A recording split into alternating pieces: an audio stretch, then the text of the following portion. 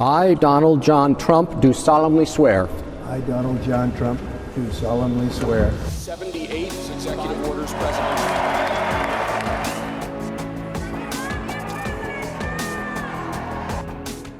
Trump's immigration policy is impacting illegal immigrants from across the world, but also particularly from India. What's the recourse? How can they really look at challenging this decision of the president is something we'll understand from Professor Alexander Holtzman, who joins me on this network. He's the director of Deportation Defense Clinic and also assistant clinical professor of law. Thank you so much for joining us over here in the network. If I could begin with the orders itself that have been passed by President Trump on his first day. If you could break down what the deportation policy and the birthright citizenship policies, revoking that really means for Indians living in the United States of America as also illegal immigrants. Yes, and thank you so much for having me. So there's a lot to break down, and I'll try to do it quickly. But the Trump administration on day one issued a series of executive orders that, of course, impacts the U.S. immigration system. They're dramatic and sweeping, and I suspect several of the executive orders will be enjoined or stopped in U.S. federal courts very soon. So a couple examples of the executive orders that brought about changes include sending 1,500 U.S. military troops to the border under a so-called invasion, largely, in my view, of asylum seekers, individuals seeking a better life in the U.S., including safety. But nonetheless, the Trump administration is using this specter of an invasion to send troops to militarize or further militarize the U.S. Border with Mexico, the U.S. southern border. In addition, the Trump administration is trying to restart the so-called Remain in Mexico program, or MPP, which required asylum seekers, other individuals seeking relief in U.S. immigration courts to wait in Mexico and then traverse a very dangerous journey, often in the middle of the night at 2 or 3 a.m. to make it to their court dates to fight their cases if they're able to escape from organizations that are seeking to kidnap a lot of these individuals and hold them for ransom. The Trump administration ended Biden administration's CBP-1 application, where individuals could seek to enter the United States with permission and be paroled into the United States to, for example, seek asylum. The executive orders also expanded what's called expedited removal, which is a means of more quickly trying to deport non-citizens in the United States, which many advocates fear prevents due process of law. So the typical scenario is that a non-citizen who the U.S. government is seeking to deport would have to place them in immigration court removal proceedings, where they have an opportunity, although they have to find an attorney, but they have an opportunity to either pay for a private attorney or hopefully find a pro bono free attorney to defend their case. However, with expedited removal, the process is much quicker. Now, technically, it's only applicable to individuals who have been in the U.S. for less than 2 years and are encountered within 100 miles of the border. However, as you probably know, the U.S. border includes our water borders, and so 2/3 of the U.S. population approximately live within 100 miles of the border, including where I am today in New York. Individuals in L.A., Seattle, Chicago would all be within 100 miles of the border. Additionally, the Trump administration executive orders are seeking to designate as transnational criminal organizations certain drug cartels or gangs, for example, the MS-13. And this has far-reaching implications for asylum cases, both good and bad, which would include individuals who are fleeing the MS-13 being able to now argue that this group is more sophisticated based on the government recognition, and perhaps that would help in an asylum case. But it could also hurt an individual who, for instance, was forced to pay a ransom to the MS-13. They could now be accused of supporting a transnational criminal organization. So those are a few examples. The Trump administration is also trying to end birthright citizenship under the U.S. Constitution's 14th Amendment, trying to reinterpret that clause, which I know we'll talk more about. And then a last item I'll mention, among many more I could, the Trump administration is putting a pause, perhaps a stop, on refugee resettlement, as has been reported, and that includes individuals who already had plane tickets to come to the U.S., including a large number of Afghanis who supported the U.S. government and military in Afghanistan in fighting the Taliban and now are stuck and are not currently able to resettle here as refugees. And so those are some of the examples of the Trump administration's recent executive actions. Right. Professor Holtzman, in India, the concerns have been with regards to the news about deportations more than anything else, because H-1B visas, now that's a controversial subject, but it has nothing to do with how the Trump administration is thinking about those who are highly skilled. You know, people from India who've moved to the United States of America and in most cases are welcome.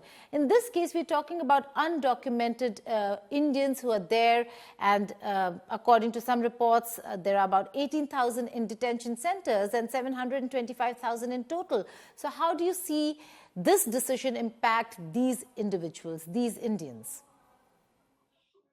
Yeah, so if the news reports recently are true, then it appears the Indian government may be willing to cooperate with the U.S. government in repatriating those 18,000 detained individuals. I saw that was recently reported.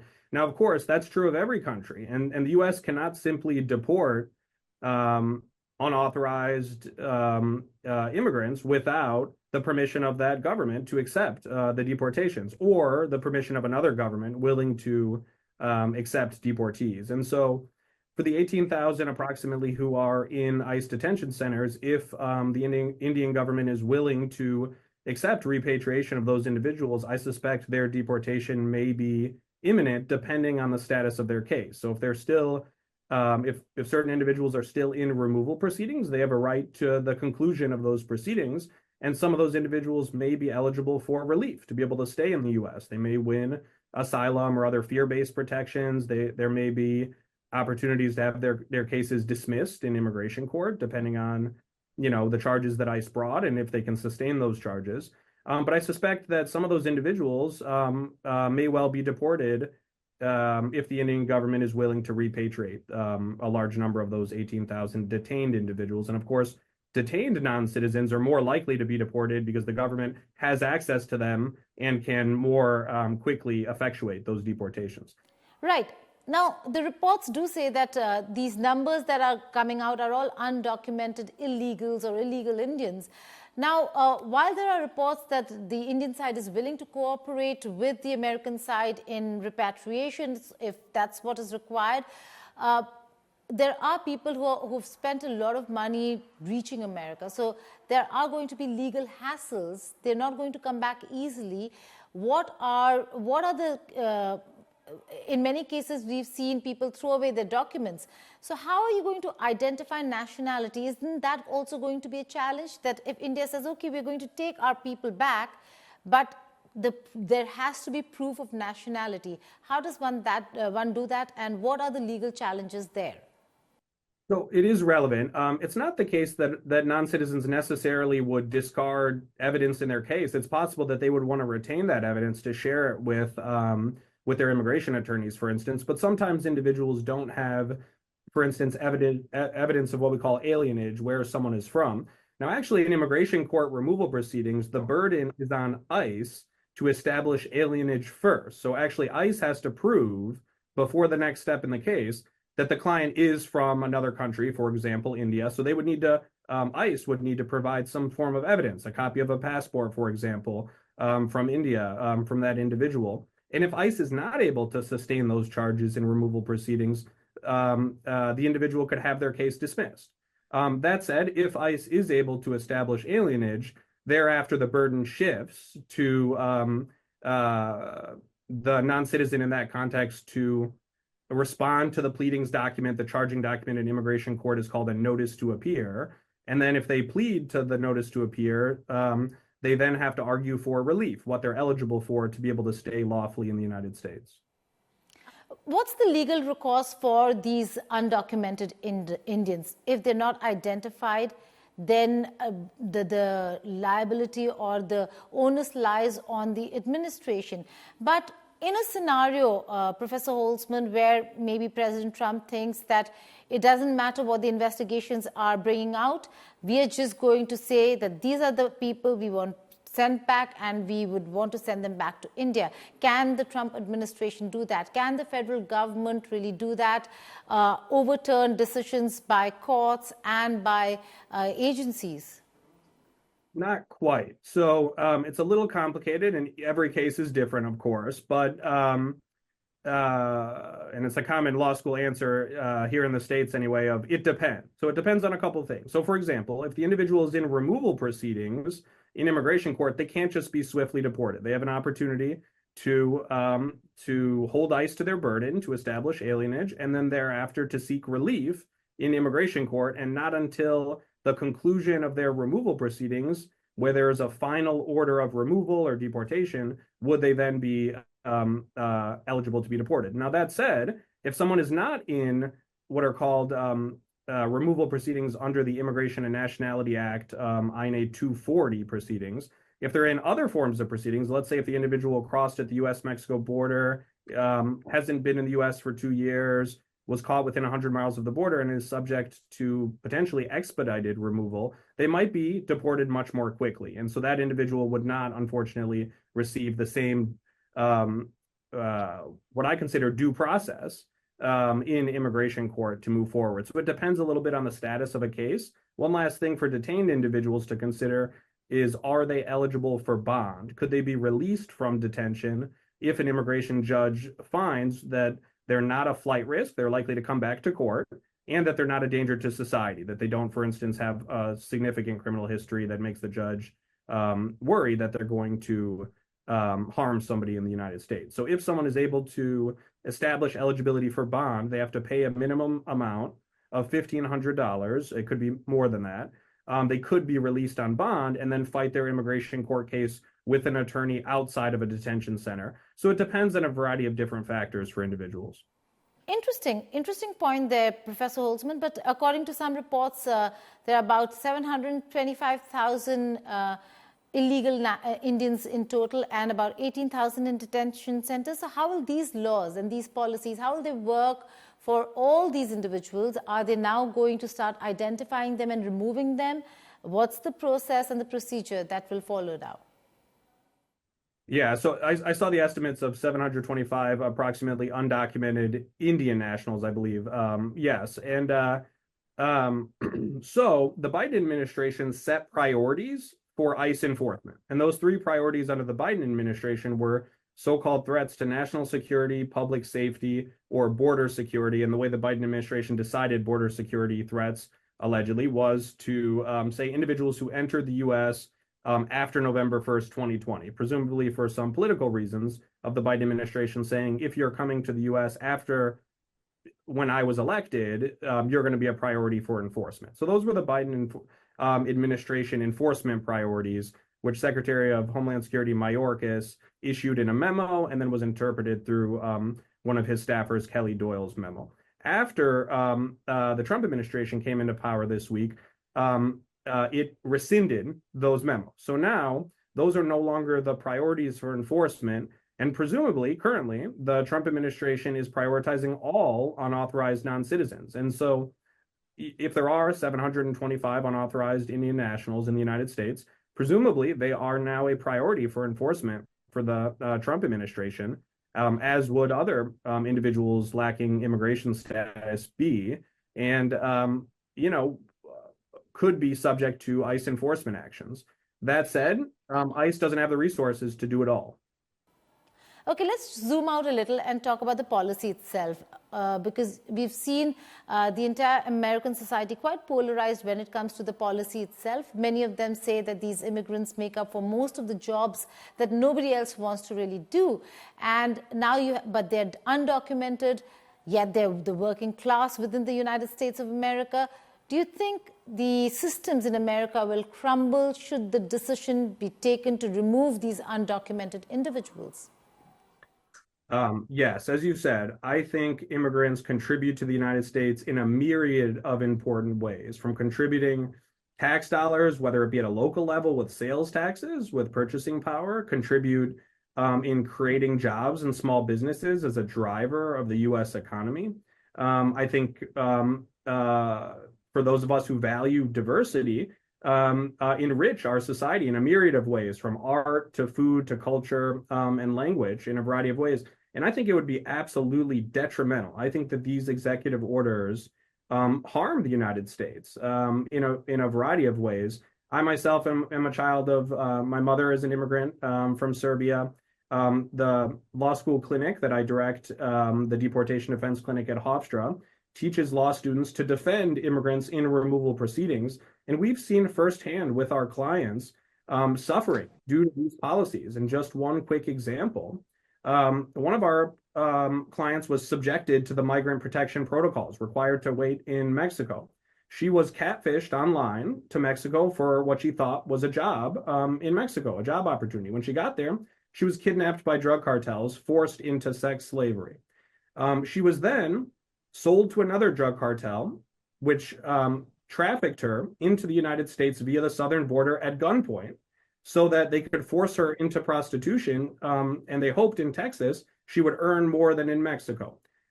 They were caught by Customs and Border Protection at the U.S. border, and she told her story and said, "I'm scared to go back to Mexico. I've been sex trafficked. Help me." And she's eligible for a T visa, which now we've won, by the way. And what did CBP do?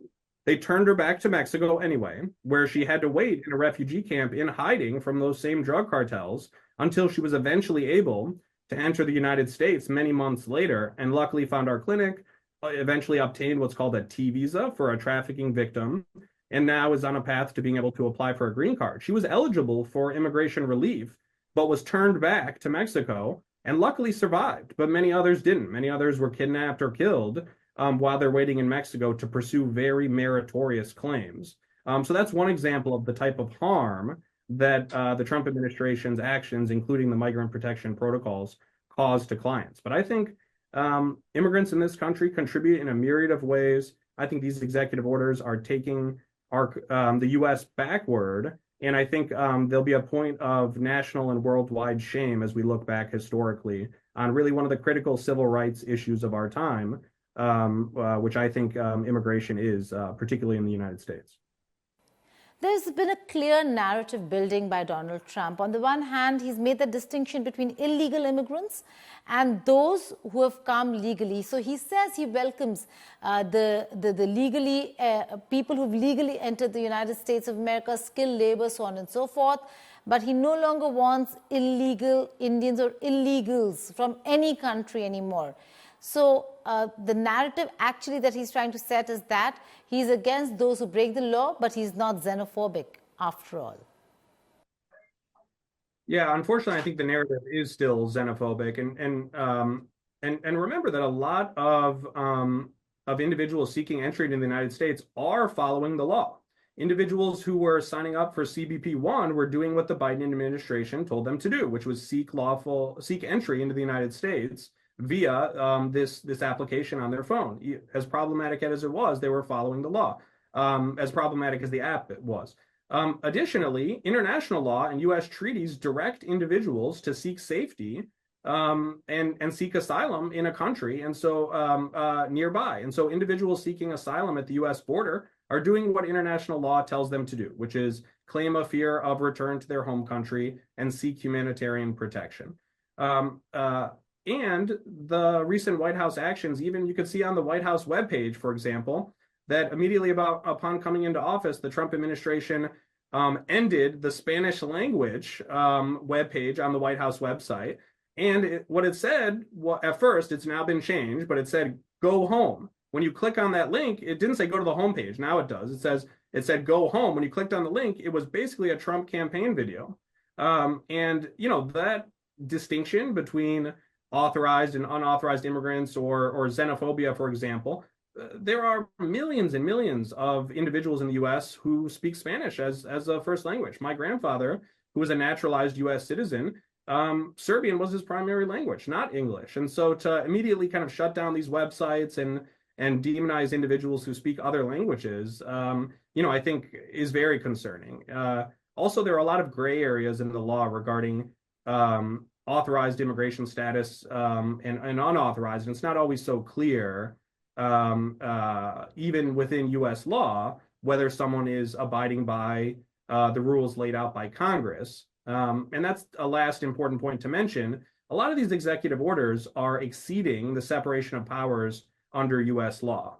It's not within a president's power to simply reinterpret the Constitution. That's for the courts to do. It's not within the president's power to try to do things like end asylum. That's Congress. That's our legislative branch that gets to decide that. And so I suspect a lot of these executive orders will be stopped, enjoined in federal court soon.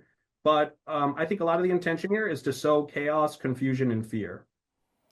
The other important aspect that we'd like to discuss is that he comes with a mandate, and now he's ordered revocation of birthright citizenship. Your position on what that would mean for so many who've moved there, who've moved with their children or have had their children there, have had the American dream, and yet we are looking at a scenario, at a situation where they might not feel that they belong. Yeah, so this is one of the executive orders that I am referring to that I think is very likely to be enjoined, that I think is completely unconstitutional. And I think our courts, even our current U.S. Supreme Court, where where Trump during his first term appointed 3 of the justices, I think there are not the votes to support this unconstitutional measure. And I have the Constitution here, and the 14th Amendment is very clear, and I'll just read this sentence. All persons born or naturalized in the United States and subject to the jurisdiction thereof are citizens of the United States. And I'll end there. It seems crystal clear. Now, this attempt to reinterpret under the jurisdiction of, I think is laughable. Really, that was only referring to diplomats at the time. When this provision was enacted, it was crystal clear. It's been supported by Supreme Court precedent in Wong Kim going back to 1898 that individuals born in the United States derive birthright citizenship. So an attempt to execute an executive order to overturn centuries of Supreme Court law and our constitutional provision, I think is unconstitutional patently, and is going to be overturned soon. That said, it can create a great amount of fear. It already has, just by issuing this executive order in the interim. If it's not enjoined soon, it's also possible that after, I believe, February 19th, when it may go into effect, if only briefly, could delay individuals getting U.S. passports, Social Security cards, could sow confusion among families, immigrants, and fear. Certainly, I think is already taking hold. It also affects Indian nationals in other ways. As you mentioned earlier, individuals on H-1B visas for specialty occupations, individuals on L visas for intra-company transfers, on F visas for student visas, may have families, may be pregnant, may be due to give birth in the coming months.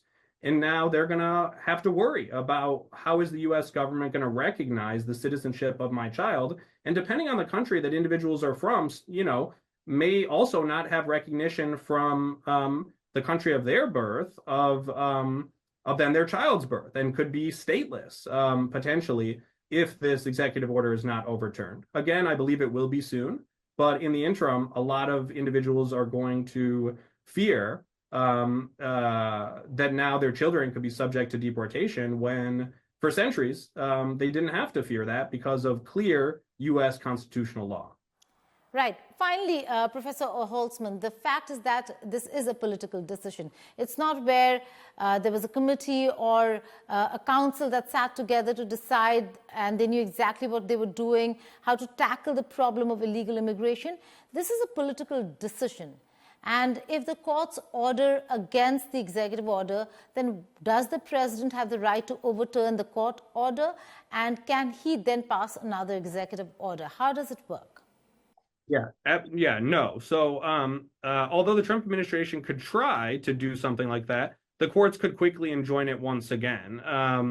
But no, the executive branch, including the president in the United States, does not have authority to overturn court orders. And we saw this during the Trump administration with several of its policies being stopped in federal courts, and the Trump administration could not just execute another executive order to try to overcome that. That would also presumably be enjoined if it was based on the same faulty law, unconstitutional attempts to override the judicial branch and reinterpret the Constitution, or override our legislative branch and Congress. So absolutely not. You also mentioned the mandate earlier, and I wanted to address that. President Trump, won this election certainly, but by a relatively narrow margin of the popular vote, despite kind of media reports. And so I think the mandate itself is debatable. As you mentioned, kind of the rhetoric regarding immigration law itself has changed as well. And so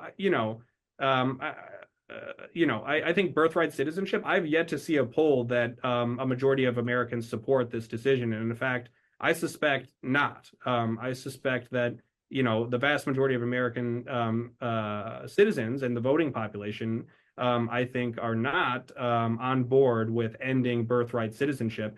And I think even U.S. citizens have reason to worry if this policy were kept in place, because all of us would need to be proving our status now in the United States. Would maybe need to consider, what documents do we have proof of? Obviously, you don't have memory of your birth, so how do you prove that you were that you are a U.S. citizen?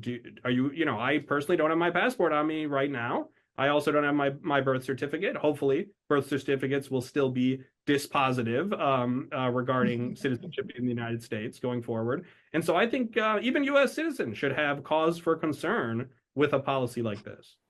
On that note, Professor Holtzman, thank you so much for joining us.